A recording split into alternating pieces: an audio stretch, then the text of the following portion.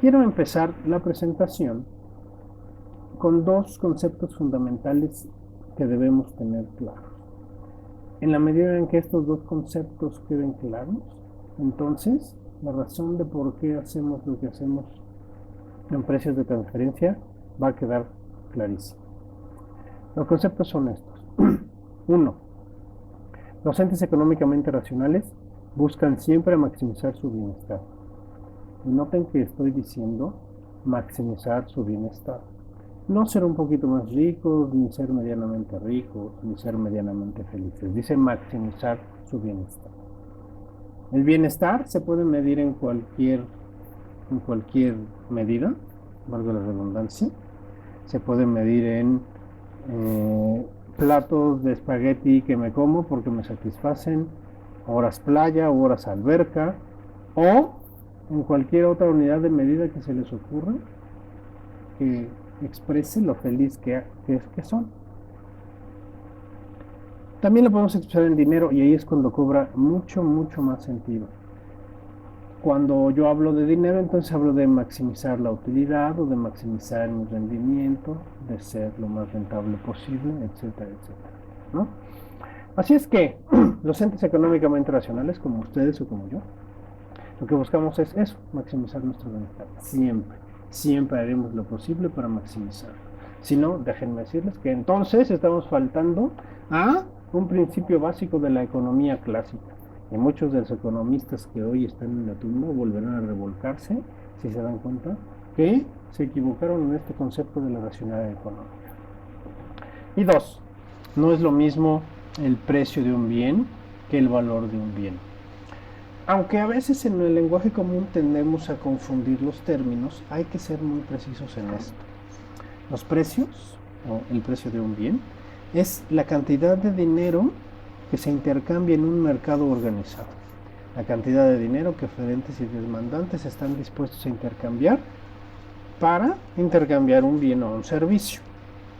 Muy distinto es el valor de un bien.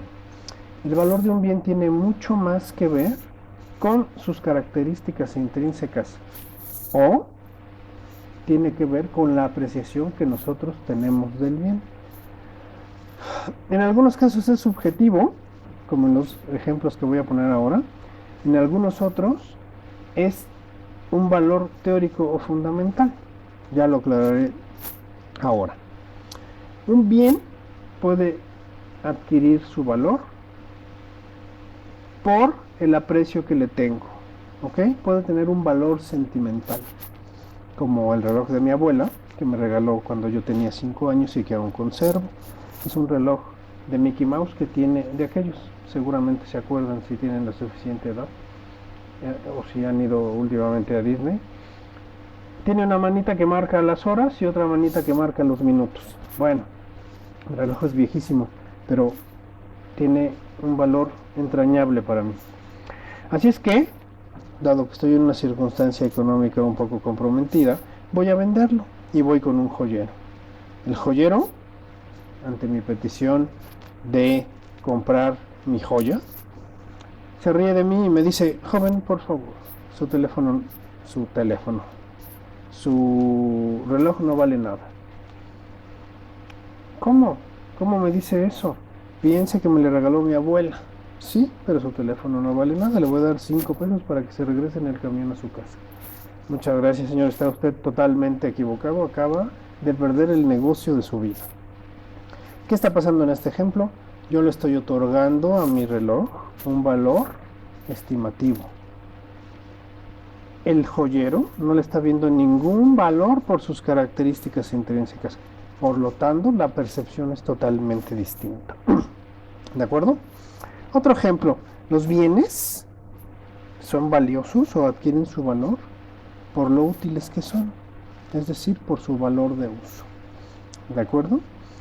Yo tengo un teléfono celular, ahora sí, regreso al ejemplo del teléfono, y pues uno de estos teléfonos inteligentes hoy en día valen muchísimo dinero, ¿ok? Pero resulta que voy en un viaje al desierto del Sahara, ¿de acuerdo? En el desierto del Sahara, no, nunca he estado ahí, me han contado, no hay señal de teléfonos celulares. Entonces mi teléfono celular no sirve para nada. En cambio, me encuentro un beduino que trae agua. ¿Qué vale más en el desierto? ¿El agua que me quitará la sed? ¿A un teléfono inteligente que no tiene señal? O aunque tuviera señal, ¿qué vale más en esas circunstancias? Por supuesto vale más un vaso de agua que un teléfono. El valor que le otorga, o el valor que le otorgo en este ejemplo al vaso de agua es mayor al que le otorga un teléfono, porque simplemente tiene mayor utilidad en ese momento. Así es que eso es lo que le otorga de manera general el valor a los bienes. El precio es otro asunto. El precio es lo que pagamos por un bien en el mercado. Es esa simple relación de intercambio que hacen oferentes y demandantes.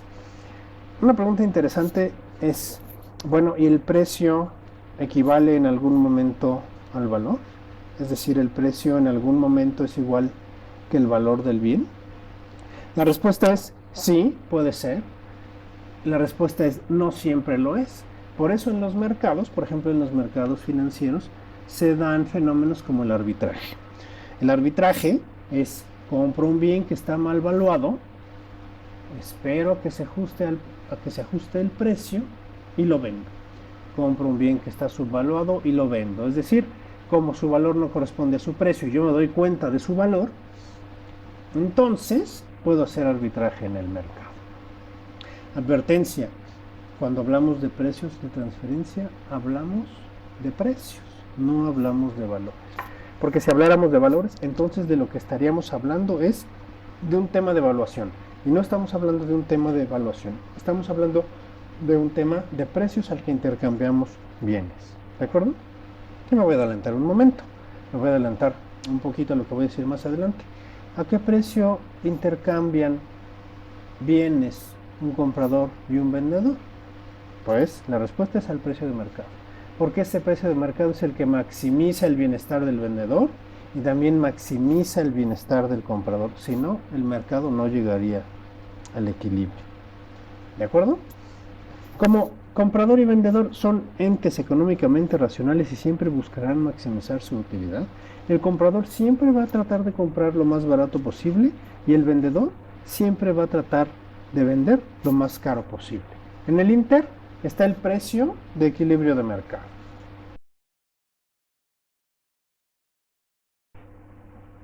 Esta definición que ven aquí es una definición de libro. Vamos a leerla, probablemente no quede muy clara en este momento, pero en el transcurso de las láminas de la presentación vamos a ir abordando algunos temas que la dejarán clara. ¿De acuerdo? ¿Qué son los precios de transferencia? Ya dijimos que son los precios. ¿Qué pasa cuando le agregamos el apellido de transferencia? Leo para ustedes.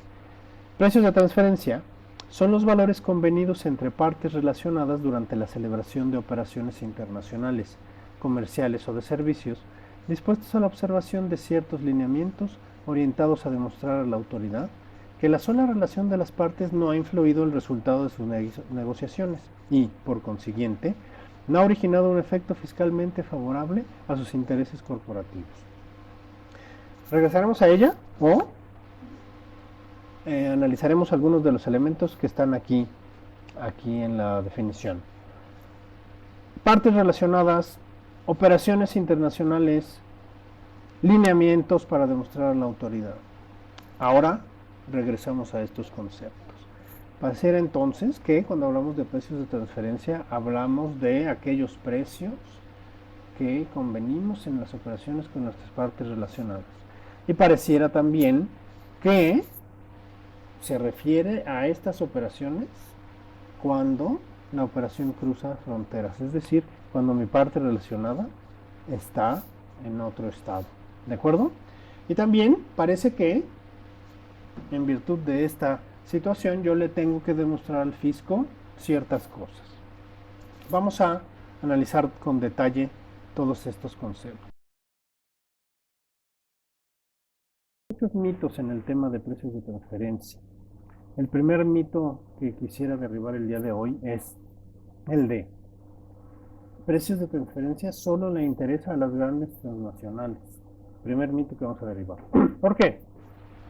¿A quién le interesan los precios de transferencia? Le interesan, sí, a las grandes transnacionales, por ende, a la pequeña y mediana empresa con operaciones internacionales. A estos dos grupos les interesa porque es crucial cumplir con el principio arm's length, pero también le interesa a la pequeña y mediana empresa con operaciones nacionales porque es fundamental no vender debajo del precio de mercado. Esto tiene implicaciones que ya veremos más adelante. Y en general le interesa a todas las empresas para garantizar la deducibilidad de sus gastos y sobre todo para maximizar su utilidad. Todo el mundo quiere deducir sus gastos para pagar menos impuestos y todo el mundo, dado que es un ente económicamente racional, quiere maximizar su utilidad. ¿Cuál es la obligación de los contribuyentes con respecto a esta materia?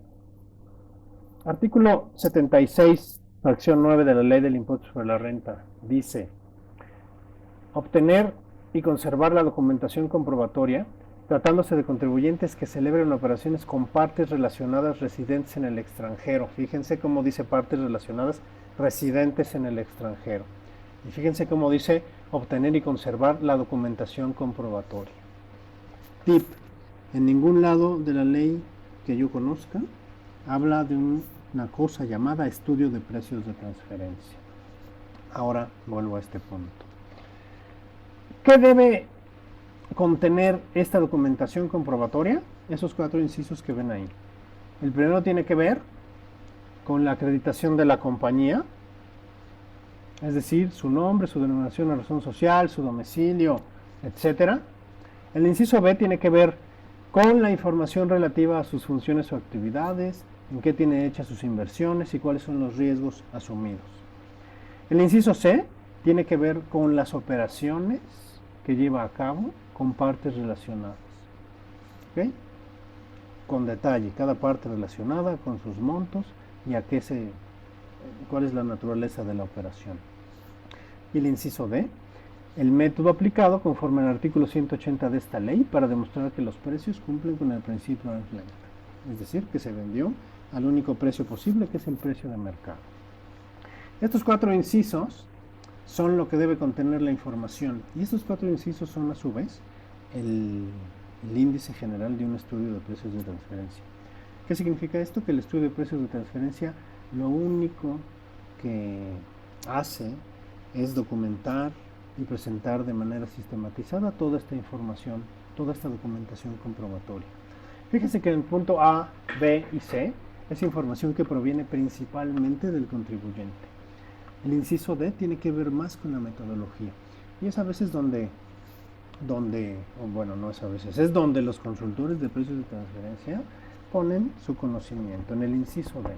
El resto es recolectar la información que vienen de los incisos A, B, C de esta lámina. ¿De acuerdo? ¿Qué obligaciones tienen los contribuyentes? A partir de la reforma del 2016, se adiciona el artículo 76A de la Ley del Impuesto sobre la Renta. El artículo 76A de la Ley del Impuesto sobre la Renta que acabo de mencionar es la materialización en nuestra ley doméstica de la acción 13 del proyecto BEPS, que habla de informar con todo detalle las operaciones con partes relacionadas. Así es que, conocido comúnmente como las informativas de precios de transferencia, están contenidas en este nuevo artículo. ¿Cuál es la obligación? Los contribuyentes deberán proporcionar a las autoridades fiscales a más tardar el 31 de diciembre del año inmediato posterior al ejercicio fiscal de que se trate las siguientes declaraciones anuales informativas de partes relacionadas. La declaración informativa maestra, la declaración informativa local y la declaración informativa país por país. Partes relacionadas. Se considera que son partes relacionadas, que dos personas son partes relacionadas, cuando una participa de manera directa o indirecta en la administración, control o capital de la otra, o cuando una persona o grupo de personas participa directa o indirectamente en la administración, control o capital de dichas personas. A mí me gusta decir que dos personas son partes relacionadas cuando una le quita la racionalidad económica a la otra. Es decir, yo siempre quiero maximizar mi utilidad. Si dejo de hacerlo es porque mi contraparte me llevó a perder la racionalidad por alguna razón. ¿Cuál razón? Porque seguramente yo renuncio a maximizar mi utilidad en esa transacción porque obtendré un beneficio de alguna manera en alguno otro. Partes relacionadas. Es muy fácil cuando una parte tiene control sobre la otra por capital, cuando tiene mayoría de capital o cuando la estructura accionaria les da para tomar las decisiones de la compañía. Es muy fácil también entenderlo cuando se da una relación de administración, por ejemplo, cuando el consejero de la empresa B es dueño de la empresa A. La empresa A y la B en este ejemplo se vuelven partes relacionadas. También hay muchas maneras muy sutiles de control. El control de mercado, por ejemplo, se da cuando hay un solo vendedor en el mercado y entonces yo le tengo que comprar necesariamente. ¿A qué precio le voy a comprar? Al que el vendedor único me venda. ¿Ok? Tiene total control sobre mí. O al revés, cuando una empresa solo le vende a un único comprador en el mercado. El comprador único en el mercado tiene todo el control, todo el poder sobre la otra. El control es un tema tan sutil como ustedes lo quieran ver. ¿Quién controla a quién y por qué? Puede ser muy sutil. Imagínense nuestra empresa. Imagínense nuestra industria en México. Vamos a decir que un porcentaje altísimo, 60% a lo mejor, son pequeñas y medianas empresas. Y un porcentaje altísimo de ese 60% son empresas familiares. La empresa A del papá y la empresa B del hijo. La simple relación de padre-hijo establece un control sutil de uno sobre otro. Por lo tanto, de las decisiones de una sobre la otra. En el tema de partes relacionadas, en realidad lo importante es poder documentar, poder demostrar a la autoridad que soy o no soy parte relacionada de la otra. Pero de que existe control, por muy sutil que sea, existe control y eso es suficiente para que dos partes sean consideradas relacionadas. Podemos ahondar en este tema. Busquen la NIF B8, donde nos habla con mucho más detalle de qué es el control. Y busquen la NIF C13, que nos dice con mucho más detalle qué es una parte relacionada. ¿De acuerdo? También en la ley aduanera, por ahí hay alguna referencia a qué son partes relacionadas. Siguiente mito en materia de precios de transferencia. Este tema de precios de transferencia solo le interesa a las personas morales, a las empresas. Bueno, déjenme decirles que están dispuestos a la observación de precios de transferencia tanto personas físicas como morales. ¿De acuerdo? ¿Por qué? Porque ambos deberán determinar sus ingresos acumulables y sus deducciones autorizadas de acuerdo con el principio de maximización del valor, porque, repito, todos somos entes económicamente racionales. Es decir, el llamado principio arm's length por la OCDE, que a mí me gusta traducir como principio de plena competencia. Las personas morales están obligadas porque así lo dice el artículo 76, fracción 9 y 12. Las personas físicas están obligadas porque así lo dice el artículo 90 y el 110, fracción 11 de la ley del impuesto sobre la renta, y en general porque así lo dice el artículo 179 de la ley del impuesto sobre la renta. Siguiente mito. Es solo para operaciones internacionales, solo con partes relacionadas en el extranjero. Derrumbemos el mito. A ver, por la fuente material de derecho de los precios de transferencia, del cual voy a hablar en unos minutos, efectivamente son solo las operaciones internacionales. Por una omisión de la ley del impuesto sobre la renta, para ser claros, en el artículo 76, fracción 12, omite la palabra internacionales o en el extranjero y habla en general de partes relacionadas. También se observan las operaciones nacionales. Ante la duda de si son partes relacionadas en el extranjero o no, derivadas de esta confusión en la ley. Hay un criterio del SAT, esos que ven ahí, el 32 de 2014 y el 34 de 2014, que dicen que las operaciones con partes relacionadas en el país también son sujetas a esta observación. Y además, seamos claros, el artículo 5 del Código Fiscal de la Federación habla de la aplicación estricta de las disposiciones. Si el 76 fracción 12 dice que son partes relacionadas y no aclara que internacionales, entonces son partes relacionadas. ¿De acuerdo? Ante la duda, que de cualquier manera nos quedaría a todos, pues el SAT lo aclara en sus criterios. Y por último, por la determinación presuntiva del precio según lo dispuesto en el artículo 58A del Código Fiscal de la Federación, se observan todas las operaciones. La fuente material de derecho de los precios de transferencia es la doble tributación internacional.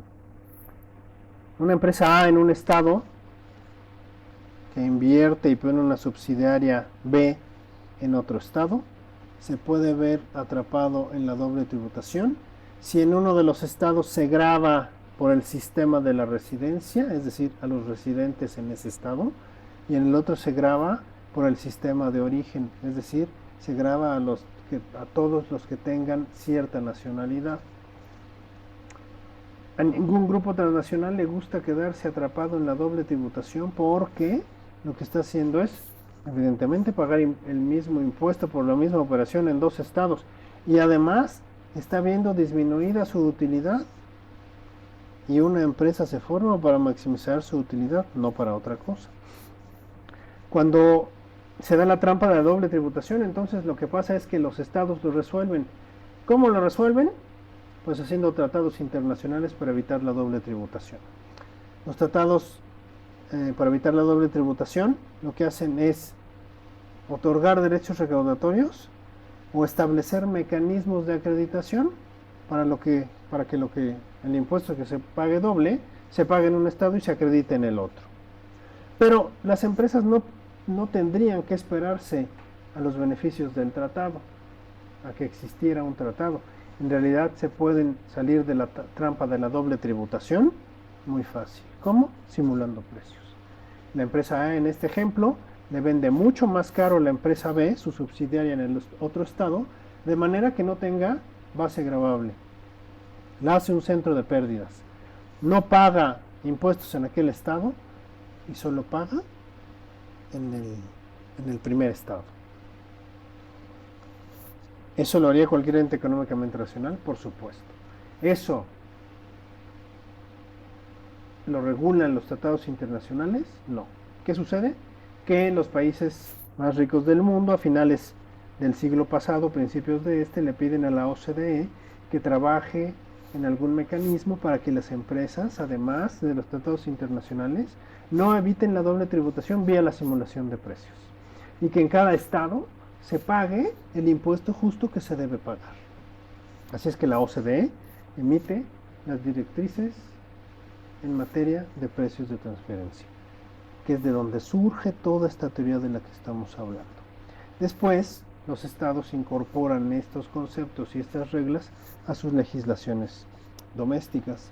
Y entonces tenemos nuestro articulado como lo conocemos, pero el origen en realidad es las directrices de la OCDE en materia de precios de transferencia.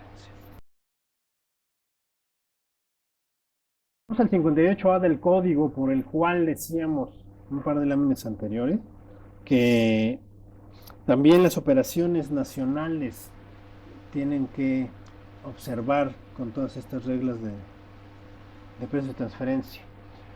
El artículo 58A del Código Fiscal de la Federación establece que la autoridad podrá modificar la utilidad o pérdida fiscal mediante la determinación presuntiva del precio de adquisición o de venta en los siguientes casos. Caso 1. Se lleven a cabo operaciones a un precio menor al de mercado. Caso 2. Se enajenen bienes al costo o a menos del costo. Caso 3. En operaciones de importación o exportación. Caso 4. En general, en pagos al extranjero. Noten cómo el precio se vuelve una cualidad indispensable en la transacción. Piensen en una deducción. Una deducción o un gasto para que sea deducible, además de todos los atributos documentales y de forma y de fondo que tiene que cumplir y que ya conocemos, además tiene que cumplir con el atributo de que se llevó a cabo a precios de mercado. Si se vende por abajo o por arriba, la autoridad entonces podrá modificar nuestro resultado a partir de ajustar el precio al que se debió llevar a cabo la transacción. Y esto está por arriba de si la operación es internacional o es nacional.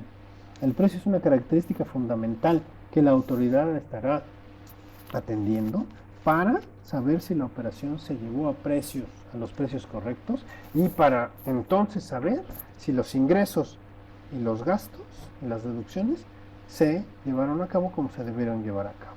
¿Okay? Y esto excede, ya les decía, si la operación es nacional o nacional. Tiene entonces todo que ver con que nuestros gastos sean deducibles y que acumulemos el ingreso que debemos acumular. Y a todo esto, ¿qué tipo de operaciones están sujetas a observación? Todas las operaciones. De hecho, deberíamos entender por precio de transferencia cualquier precio, margen, tasa, tarifa o cualquier otra forma de contraprestación. ¿De acuerdo? Típicamente, ¿qué operaciones se observan? Las compras y ventas de bienes tangibles, la prestación de servicios, la enajenación de intangibles, el pago de intereses, las regalías, los servicios administrativos, el know-how, la compra y venta de acciones o de otros valores bursátiles, el arrendamiento, por citar una pequeña lista con los ejemplos más comunes. En la economía, en el mundo en el que vivimos hoy en día, la economía ha cambiado mucho. Nada tiene que ver con cómo funcionaba hace algunos años. Primero, las cadenas de valor se han vuelto mucho más complejas. Y segundo, existe una clara tendencia a consumir bienes intangibles en su totalidad o que contienen un alto porcentaje de intangibles. ¿Ok? Las cadenas son más complejas, digo, porque pensemos en un ejemplo, y estoy inventando, el iPhone, la cadena de valor del iPhone. La marca está en Estados Unidos, el iPhone se produce en la India, ¿ok? Pero se da servicio en Sudamérica, pero el call center para la venta está en México. Fíjense cuántos países, cuántos estados están involucrados. Cuando se genera una ganancia por esta cadena de valor, es importante saber que en cada estado se quedó la riqueza generada en ese estado y que entonces se recauda en proporción de esa riqueza. Si hay muchos estados involucrados y la riqueza se reparte entre todos, pero el impuesto se paga solo en Estados Unidos, estamos dejando de cumplir con un principio deseable básico que es la armonía fiscal internacional. El asunto es, resulta complicado ver dónde se queda la riqueza, dónde se genera la riqueza y por lo tanto dónde se recauda el impuesto. Es un tema importantísimo. Ya hablaremos en alguna otra ocasión del proyecto BEPS, que esto es algo que le preocupa muchísimo. La economía ha cambiado porque ahora el comercio electrónico es primordial. No tengo los datos de qué tamaño de la economía es el comercio electrónico, pero debe ser altísimo. Otra de las preocupaciones del proyecto BEPS les preocupa cómo ahora el comercio es electrónico. Y no les preocupa tanto la doble no tributación como la doble no tributación, que nadie en la transacción esté pagando los impuestos por esta transacción electrónica. ¿De acuerdo? Y otra preocupación es, antes era clarísimo cómo intercambiábamos bienes tangibles. Hoy en día intercambiamos bienes intangibles. Yo compro por internet un bien y lo que hago es descargar un archivo. Yo, en vez de ir a comprar un CD de música, lo que hago es descargo un archivo. Yo, en vez de escuchar música como se hacía en la antigüedad hace algunos años, lo que hago es contrato un streaming y ahí escucho la música. Los bienes se están volviendo mucho más intangibles. La economía se está volviendo mucho más intangible entonces y se están construyendo cadenas de valor mucho más complejas que involucran a muchos estados. Pero, respondiendo a qué operaciones están sujetas a observación, la respuesta es todas.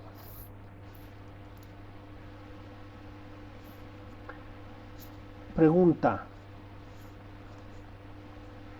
¿a qué precio se debe comprar o vender para fines financieros y fiscales? La OCDE, cuando emite sus directrices, se plantea como modelo a seguir un mercado de plena competencia. En una plena competencia, si no queda claro que es una plena competencia, imagínense que es todo lo contrario de un monopolio.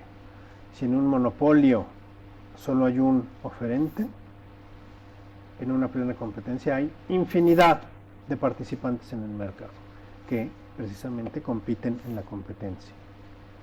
Compiten en el mercado. Si en un extremo el monopolio fija el precio monopólico, en el otro extremo las competidoras en plena competencia siguen un precio paramétrico fijado por el mercado. Nadie tiene injerencia en los precios. Y esto tiene mucho sentido. Un consumidor va a comprar al precio de equilibrio del mercado. No le va a comprar a nadie que le venda más caro, pudiendo comprar más barato. En plena competencia nadie va a bajar el precio por abajo del precio de mercado, porque entonces dejaría de ganar utilidades. Así es que en plena competencia todas las empresas venden al precio paramétrico. No hay otro precio. Lo que asume la OCDE es entonces justo eso, que todas las empresas deben vender al mismo precio. Y cuando digo deben vender al mismo precio es, yo le vendo igual a mis partes relacionadas que a mis partes independientes. ¿Por qué? Por pura lógica económica. En ese mercado no hay otro precio. Y ese es el precio al que oferentes y demandantes maximizan su utilidad. ¿De acuerdo? Este concepto de vender a un precio idéntico, no importa a quién le vendas, es el precepto básico del principio arm's length. El principio arm's length es la máxima de las directrices de precios de transferencia. Y lo que dice es, tú le tienes que vender igual a ese precio idéntico, tanto a tus partes relacionadas como a tus partes independientes. Porque si no lo haces, no estás maximizando tu utilidad. Y si no estás maximizando tu utilidad, entonces, ¿qué estás haciendo? Piensa mal y acertarás. Estás simulando precio, estás trasladando tu base gravable, estás pagando menos impuestos.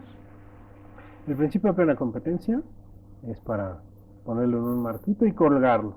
¿Qué dice? Se deberá determinar el precio entre partes relacionadas, considerando para esas operaciones los precios y montos de contraprestaciones que hubieran utilizado partes independientes en operaciones comparables, por la única y sencilla razón de que somos entes económicamente racionales y con el único objetivo de procurar que se paguen los impuestos en los estados en los que se deba pagar. Porque esta es una aclaración importante que hay que hacer. Cada quien puede dejar, un grupo transnacional puede dejar su utilidad financiera donde mejor le plazca. Lo que no puede hacer es pagar los impuestos donde mejor le plazca. Tiene que pagar los impuestos en proporción de la riqueza que se generó en cada estado. ¿Cómo determino cuál es ese precio con el cual maximizo mi utilidad y además cumplo con el SAT? Para tales efectos, la metodología de la OCDE va a parar en el artículo 180 de nuestra ley del impuesto sobre la renta. Marca o enlista 6 métodos. 3 tradicionales, 3 no tradicionales. Los tradicionales están basados en un precio, método de precio comparable no controlado, precio de reventa o costo adicional. Los 3 primeros métodos del 180. Y los no tradicionales son aquellos que se basan en la participación de una utilidad o en el margen de utilidad de operación de la compañía. ¿De acuerdo? Vamos a ver con más detalle. ¿Qué tengo que hacer entonces para determinar este precio? 1. Seleccionar el método. 2. Compararme con el mercado. Y es que cuando hablo de compararme con el mercado, hablo de compararme con transacciones similares en el mercado, con empresas en circunstancias comparables. No me puedo comparar con un índice de una industria, ni me puedo comparar con un promedio de una industria. Me tengo que comparar con empresas en el mercado, atendiendo a este concepto de la plena competencia. En un mercado de plena competencia hay muchísimos competidores, por lo tanto yo debería compararme con todos esos competidores para demostrar que vendo a ese precio paramétrico, a ese precio único. El supuesto de plena competencia es un supuesto muy fuerte, porque en el mundo en el que vivimos, por más que se haga por procurar la competencia, seguimos viviendo en una economía donde hay monopolios y hay oligopolios y hay figuras intermedias. Eso es totalmente cierto y es algo que la OCDE debería considerar para afinar sus metodologías. Por ahora eso es lo que existe y eso es lo que da origen a todo este esquema con el que tenemos que cumplir. Así es que selecciono el método del 180 y me comparo con el mercado. ¿Cómo selecciono el método? Hay que elegir el mejor método. ¿Cuál es el mejor método? Depende de dos cosas. De cuál representa mejor o explica mejor la transacción y de cuánta información tengo disponible. Así es que, digamos, no hay un método mejor que otro si atendemos a estos dos factores. Si hay un método mejor que otro porque nuestra legislación mexicana les otorga una jerarquía. En esta pirámide que están viendo pongo hasta abajo el método de precio comparable no controlado, fracción 1 del artículo 180, que es el que tiene mayor jerarquía de aplicación, según lo dice el artículo. Después viene la fracción 2 y la 3, precio de reventa y costo adicionado respectivamente, que lo que comparan son un margen de utilidad bruta. Y después vienen los tres métodos alternativos: partición de utilidades, residual de partición de utilidades y márgenes de utilidad de operación, que lo que comparan son márgenes de utilidad de operación. Ninguno es malo, hay que preferir siempre que se pueda el precio comparable. Si no, se puede elegir cualquiera de los demás, prefiriendo primero precio de reventa y costo adicionado, y si no, los tres alternativos. ¿De qué depende? De qué transacción es, qué método lo explica mejor y qué información tenemos disponible. Llevar a cabo la comparación implica hacer un análisis funcional.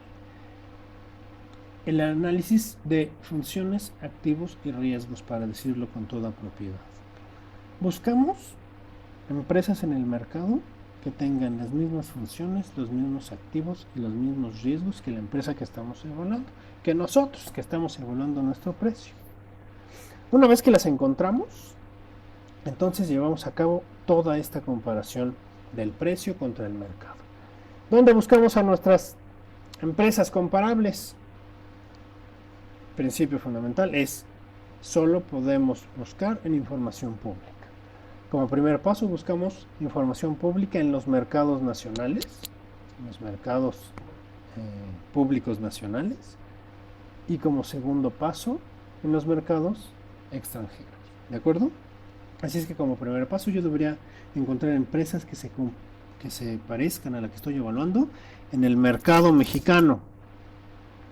Si no las encuentro, entonces salgo al mercado internacional a buscar comparables. ¿En dónde? En los mercados financieros organizados, en las bolsas de valores de los distintos países. ¿De acuerdo? Esto de llevar a cabo la comparación, pues tiene muchos asuntos que revisar. En algún curso posterior los veremos con todo detalle. Por ahora quede claro que lo que buscamos son empresas parecidas a nosotros. ¿Y dónde las buscamos? En el mercado local. Y si no las encontramos, en el mercado internacional. Ejemplo 1.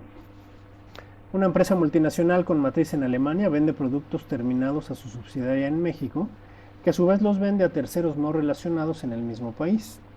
La subsidiaria en México no transforma el producto adquirido y lo vende a un precio de 1,000 pesos. Su margen bruto de beneficios es del 6% sobre las ventas.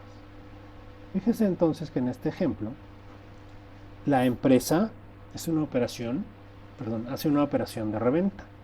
Compra para revender y en la reventa obtiene un margen. Así es que lleva a cabo una operación de reventa. Lo más seguro es que utilicemos para evaluar la transacción la fracción 2 del 180, precio de reventa. Obtiene un margen bruto de 6%. Hacemos todo el análisis de búsqueda de comparables, determinamos sus precios y sabemos que en este mercado, el margen de reventa es del 7%. Si en el mercado el margen es del 7% y nuestra empresa evaluada solo gana 6%, lo que está pasando es que está comprando más caro. La subsidiaria compra más caro, por lo tanto el SAT le hará no deducible el 1%. Y lo peor, esta empresa no está maximizando sus utilidades.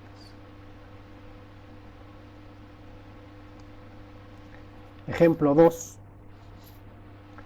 Tenemos una empresa distribuidora de materias primas que vende 1.200 toneladas de su producto a una empresa asociada en México a 85 pesos la tonelada. Durante el mismo periodo fiscal, vende 500 toneladas del mismo producto a 100 pesos la tonelada a una empresa independiente en el país. Nota, incluso si vendiera a 85 a una empresa independiente, por el 58A del código se le acomodaría el ingreso. Ahora voy a eso. Fíjense que la operación es la venta de un bien tangible. Le vende a su parte relacionada a 85 y a la independiente a 100. ¿Qué vamos a comparar? Precio, así es que utilizamos el método de precio comparable no controlado. Y vemos claramente que le vende a un precio más bajo a su parte relacionada que a su parte independiente.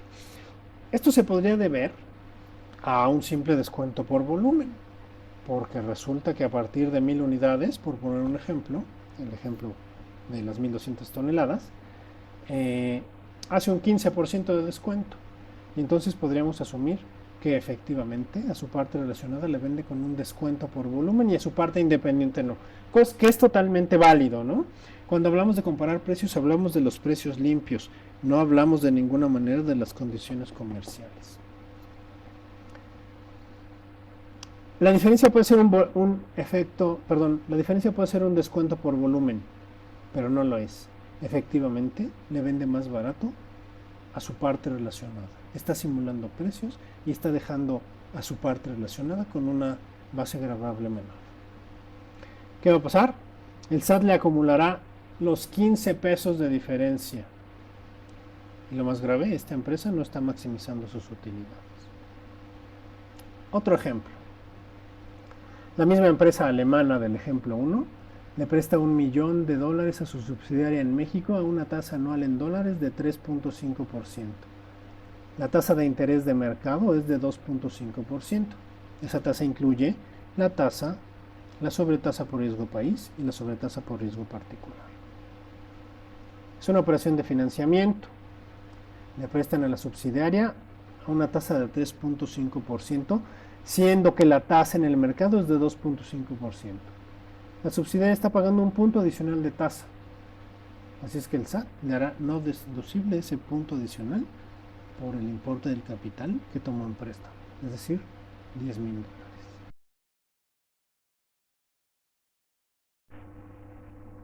Si no cumplimos con los precios, ya vimos, incluso por el 58A del código, la autoridad va a venir a hacer presunción de ingresos y nos va a hacer gastos no deducibles. Mejor estudiemos los precios. Eso es un seguro contra auditorías del SAT. Vendemos al mejor precio, maximizamos la utilidad y tenemos muchísima información que nos permite analizar. Por ejemplo, analizamos nuestros costos. ¿Por qué gano el margen que gano? ¿Podría ganar más? ¿Cómo sé eso? Haciendo un análisis profundo de mis costos. ¿De acuerdo? Mi recomendación entonces es, vamos a poner manos a la obra, vamos a estudiar los precios de transferencia y vamos a, por un lado, maximizar la utilidad, competir como Dios manda y cumplir con todo lo que dice el SAT en la materia.